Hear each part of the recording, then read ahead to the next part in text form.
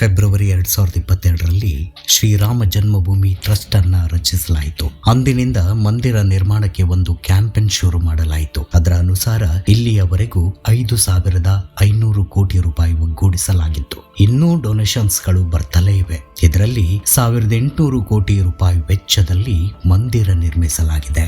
ಉಳಿದ ಹಣವನ್ನ ಮಂದಿರ ನಿರ್ವಹಣೆಯಲ್ಲಿ ಬಳಸಲಾಗ್ತಿದೆ. ಮಂದಿರವನ್ನ ಸರ್ಕಾರದ ಯಾವುದೇ ಸಹಾಯವಿಲ್ಲದೆ ಪೂರ್ತಿ ಜನರಿಂದ ಬಂದ ಹಣದಿಂದಲೇ ಕಟ್ಟಲಾಗಿದೆ. ಇಂದು ರಾಮ ಮಂದಿರದಲ್ಲಿ ಪ್ರತಿಷ್ಠಾಪಿಸಿರುವ ರಾಮ್ ಲಾಲನ ಮೂರ್ತಿಯು 3 ಬಿಲಿಯನ್ ವರ್ಷದ ಪ್ರಾಚೀನ ಕೃಷ್ಣ ಶಿಲಾ ಎಂಬ ಕಲ್ಲು. ಇದಕ್ಕಾಗಿ ಮೈಸೂರಿನ HD ಕೋಟೆ ತಾಲೂಕಿನ ಜೈಪುರ ಹೋಬಳಿಯ ಗುಜ್ಜೇಗೌಡನಪುರದಲ್ಲಿ ಬಂಡೆಯನ್ನ ಅಗೆದು ತೆಗೆಯಲಾಗಿದೆ.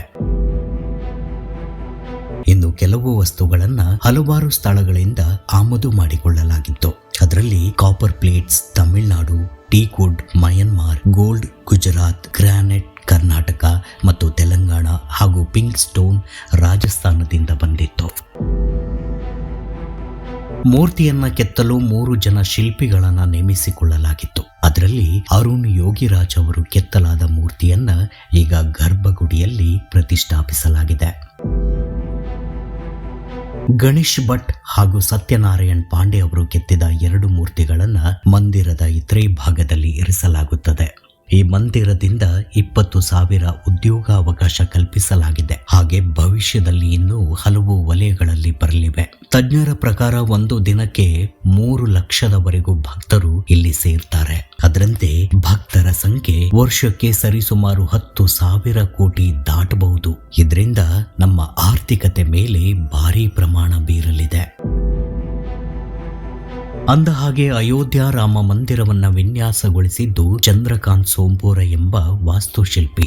1989ರಲ್ಲಿ ಅಂದ್ರೆ 30 ವರ್ಷಗಳ ಹಿಂದೆ ಈ ವಿನ್ಯಾಸ ಸಿದ್ಧವಾಗಿತ್ತು. ಅಂದೇ ಅಯೋಧ್ಯೆಗೆ ತೆರಳಿ ಅಲ್ಲಿರುವ ಭದ್ರತಾ ಕಾರಣಗಳಿಂದ ಮೆಷರಿಂಗ್ ಟೇಪ್ ಸಹಾಯವಿಲ್ಲದೆಯೇ ಹೆಜ್ಜೆಗಳ ಮೂಲಕ ಜಾಗವನ್ನ ಅಳೆದು ಈ ವಿನ್ಯಾಸವನ್ನ ಸಿದ್ಧಪಡಿಸಿದ್ರು.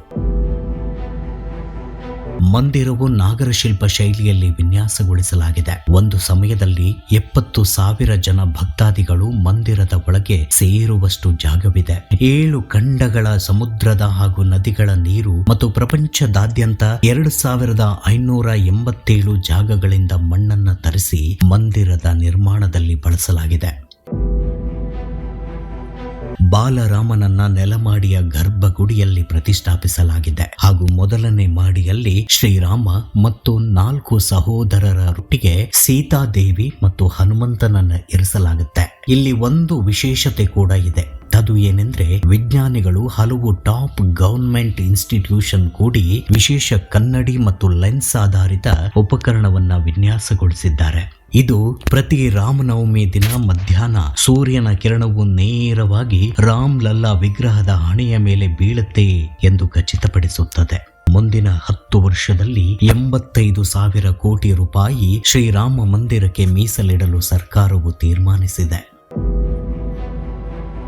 ಈ ತರಹದ ಹಲವಾರು ನಿಮಗೆ ಗೊತ್ತಿಲ್ಲದ ಮಾಹಿತಿಯನ್ನ ಸಂಗ್ರಹಿಸಿ ನಿಮ್ಮ ಮುಂದಿಡಲು ನಿಮ್ಮ ಪ್ರೋತ್ಸಾಹ ನಮಗೆ ಬಹಳ ಮುಖ್ಯ. ಲೈಕ್, ಶೇರ್, ಸಬ್ಸ್ಕ್ರೈಬ್ ಮಾಡಿ. ಇನ್ನು ಹೆಚ್ಚು ಫ್ಯಾಕ್ಟ್ಗಳಿಗೆ ನಿರೀಕ್ಷಿಸಿ.